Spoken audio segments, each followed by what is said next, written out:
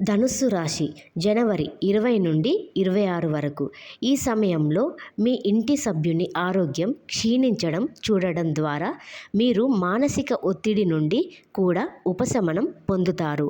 అటువంటి పరిస్థితుల్లో మిమ్మల్ని మీరు ఆరోగ్యంగా ఉంచడానికి వీలైనంత వరకు వాటికి జాగ్రత్తగా చూసుకోండి మరియు వారితో క్రమం తప్పకుండా యోగా చేయండి. ఈ వారం మీకు అన్ని రకాల అనుమానాస్పద ఆర్థిక లావాదేవీల నుండి దూరంగా ఉండమని సలహా ఇస్తారు. ఇందుకోసం మీరే మొదటి నుండి జాగ్రత్తగా ఉండండి మరియు కొంచెం డబ్బు దురాశ వల్ల చట్టవిరుద్ధమైన పనులు చేయకండి. ఇంట్లో పారవేశం యొక్క వాతావరణం ఈ వారం మీ ఒత్తిడిని తగ్గిస్తుంది.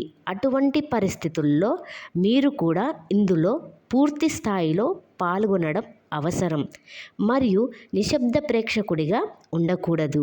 మీ కుటుంబ యొక్క మంచి కోసం మీరు నిరంతరం పని చేయాల్సి ఉంటుంది.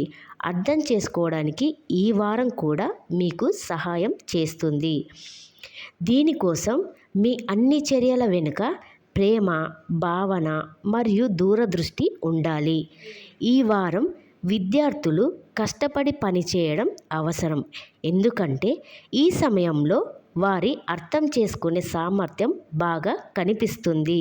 అటువంటి పరిస్థితుల్లో మీరు మీ పేద సంస్థపై ఎక్కువ శ్రద్ధ చూపకుండా రాబోయే పరీక్షలకు మిమ్మల్ని మీరు సిద్ధం చేసుకోవడంలో మీ స్వంతంగా పని చేయకుండా ఉండడానికి ప్రయత్నిస్తారు.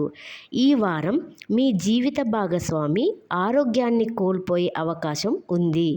వారి మానసిక స్థితితో పాటు మీ వైవాహిక జీవితాన్ని కూడా భంగపరుస్తుంది.